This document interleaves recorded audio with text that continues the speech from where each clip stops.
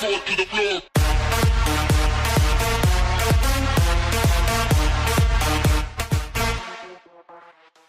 Hello everybody, what is up? My name is Killseam. I am back with another new Call of Duty Black Ops 4 Blackout video for you guys today. And wow, the beta has ended. I took off yesterday of uploading videos. It's going to get less frequent when I upload videos up to the launch of Black Ops 4. But man, we have a really good video for you guys today. And sadly, the beta has ended.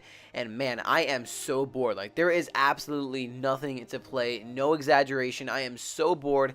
And dude, like, when is this game going to come out, man? I know it's coming out soon, October 12th, but it feels like I have to wait forever. So, in this video, guys, we're going to go over all of the changes coming into the full game of Blackout when it comes out on October 12th. So, this is all the stuff that they got feedback from, like armor, audio, and all that stuff like that. And we're going to go ahead and jump right into it and go over every single piece that's going to be changed for the launch of the game. Okay, so the first topic we're going to be going over is armor, and specifically, we're going to be going over armor level 3 from the Blackout beta. So level 3 armor was a huge controversial topic during the beta, and they actually did a lot of stuff, and they changed a lot of stuff around during inside of the beta, but still people are saying that it still needs to be worked on. So here are the changes coming to the full game for armor level 3 and some other armor pieces in there as well. So spawn frequency of level 3 armor has been reduced by 75% compared to its initial spawn rate in the beta. And level 3 armor will now most frequently be found in stashes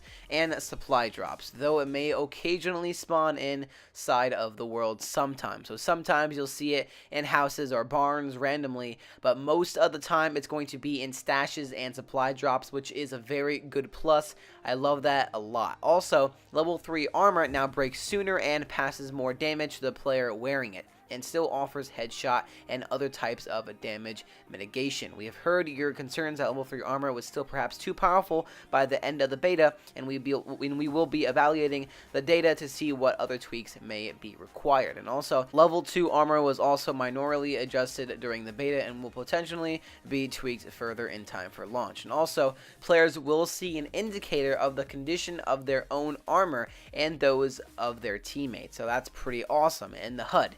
This provides a more granular indicator of the damage that your armor has taken beyond the armor icon, and will let you know if it's time to seek out a replacement. So this is actually pretty cool. Now, I hope it's like a percentage indicator, and that's really awesome that we can see our teammates as well. So I like that a lot. And I mean, when it was in the game and stuff, and the actual beta, all you really seen was the armor and stuff. And as you would get shot over time, you would see it like deteriorate or break off some pieces of the armor. And I guess that was a good indicator, but it really wasn't good enough. I mean, at least we have an indicator. But now, hopefully, we'll get some sort of percentage or a bar or something to see how much we have left of that armor. And also, it's really cool to see our teammates as well. Next, we have audio adjustments. Now, for me, I actually didn't have any problems whatsoever with the audio inside of Blackout. The gun sounded nice. The footsteps sounded good. I mean, it wasn't like Fortnite where it was like boom, boom, boom, boom, boom, but it wasn't like that loud. I mean, the footsteps sounded normal. They sounded average. You can hear people. I mean, that sometimes maybe it might be a little bit too loud at times, but that's good to hear to make the game go a little bit faster and more action to take place. So here are things that are going to be fixed and adjusted for the launch of the game. Sounds will properly impacted by walls, floors, ceilings, and other objects in the world. This means enemies directly above or below the player should no longer sound louder than expected. So I'm not really, like I said before, I didn't really experience this that much. And also, the volume of the cargo plane, punching, game countdown timers, and everything else you've brought to our attention, and many things you have not, will be reviewed in depth as part of that process. The game has not yet had its final audio mix. And actually, I do agree with the cargo plane, because that thing would come in, and that would be way, way too loud. And also, the punching, oh my god, I forgot to mention this at all. Man, was that annoying before you started up a game. I could have been in my kitchen, and I had my headset on only, and I would have heard that loud freaking punching sound from the pregame lobby of people just punching me from all the way inside of my kitchen. That is so freaking loud. I am so glad, and the controller would vibrate too, and I'm so glad they're actually going to take a look at this, because that was actually really annoying in the pre-game lobby stage. Also, teammates' footsteps will be quieter compared to enemy footsteps, so that's also another good change. I didn't really experience this, but hopefully this is going to be better for the full game. And also, the awareness perk will further further reduce the loudness of the footsteps of your teammates. And this is actually another good thing, because sometimes I would use that awareness perk, I would hear my teammates' footsteps. I'd be like, oh, there's somebody outside. I'm like, oh, never mind, that's actually just a teammate. But it didn't bother me that much. I mean, I was just making a mistake.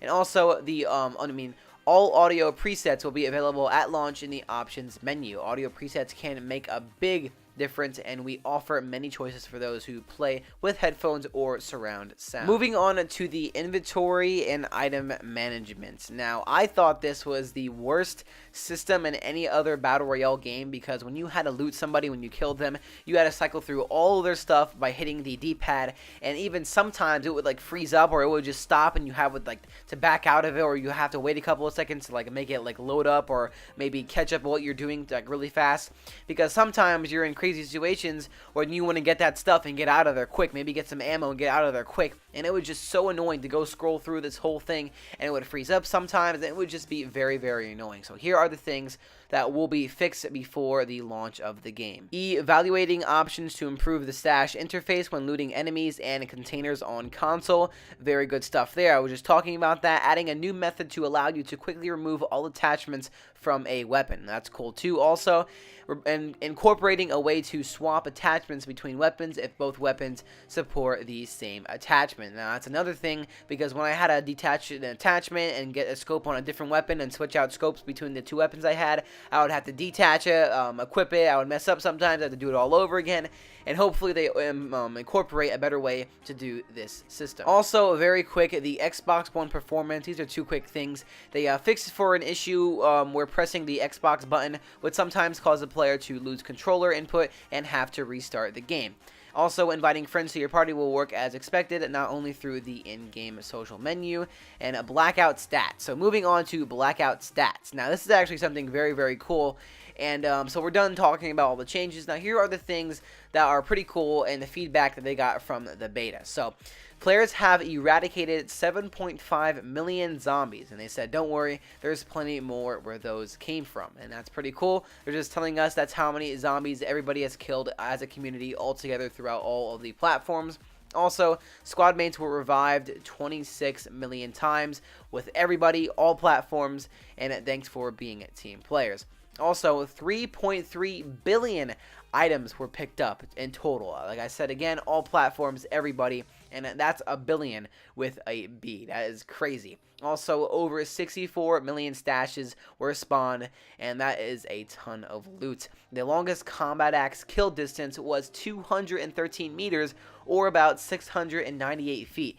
That's insane. I got one that was like 5 feet or maybe even less, and it was hard enough, and just doing that sounds absolutely crazy. And also for the final one, players managed to eliminate 123 people with a basketball. And they said, is ball still life? Which I found pretty funny. But man, I haven't killed anybody with a basketball. And I've seen like a couple clips of people killing people with basketballs. And I really want to do that when the full game does come out. Also, very quick, most kills by an individual player in solos was 25 kills. In duos, it was 29 kills. In quads, it was 25 kills. And most kills by a team in duos was 32 kills, and most kills by a team in quads was 38 kills, and that is a ton. So that's everybody, all 4 players on the team. That is how the most players on the team got the most kills out of everybody else in the beta. Was 38 kills, and that's a lot. I mean, 38 out of the 88 players minus the 4 people.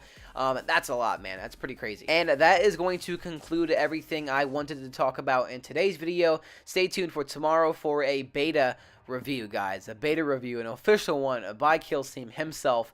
And also, I believe Game Informer has asked everybody to send in questions to David Vonderhaar, because they're going to be conducting an interview with David Vonderhaar himself, another one, and they're going to be getting questions from the community and asking him on this interview. So whenever it comes out, I'll do a video on it, and there are probably going to be a lot of good questions in there, so I cannot wait till he answers some questions from the community. And also, Jason Blundell, guys, the zombie guy, you know him, Jason Blundell. He did an interview with Game Informer also a couple of days ago, and it was released today, and I think today or yesterday, and it was a pretty cool video about some new zombies information. Nothing too big in there, but some pretty cool zombies information and teasers he gave in that video, and that will be linked down below. So go ahead and take a watch from that. It's 18 minutes long, but it's pretty funny and it's pretty good. And with that being said, I want to wrap up this video very shortly, but one more thing. I didn't mention this at all, but I believe like an hour or two before the beta did end officially, they actually extended it by 2 hours and buffed up the player count to 100 players.